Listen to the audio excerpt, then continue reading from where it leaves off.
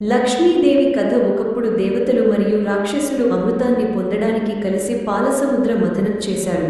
ఆ మథనం సమయంలో అనేక దివ్య వస్తువులు బయటకు వచ్చాయి.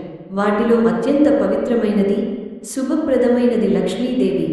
పాలసముద్రం నుంచి వెలువడిన లక్ష్మీదేవి ఒక అందమైన కమల పుష్పంపై కూర్చుని వెలుగొందింది.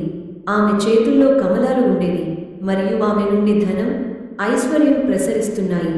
అందరూ ఆమెను చూసి ఆశ్చర్యపోయారు. లక్ష్మీదేవి తన భర్తగా లార్డ్ విష్ణువును ఎన్నుకుంది. అప్పటి నుంచి ఆమె విష్ణువు సహచరిగా వైకుంఠంలో నివసిస్తోంది. ఎక్కడ విష్ణువు ఉంటాడో అక్కడే లక్ష్మీదేవి ఉంటుంది. లక్ష్మీదేవి ధనం, ఐశ్వర్యం, శుభం, సౌభాగ్యం యొక్క దేవతగా పూజించబడుతుంది. ప్రజలు ఆమెను ప్రత్యేకంగా దీపావళి సమయంలో పూజిస్తారు. లక్ష్మీదేవి ఎప్పుడూ శుభ్రత, నిజాయితీ, కష్టపడి పనిచేసే వాళ్ల దగ్గరే ఉంటుంది. అలసత్వం, అబద్ధం ఉన్న చోట ఆమె ఉండదు. శ్రమ, నిజాయితీ, శుభ్రత ఉంటేనే సంపద వస్తుంది.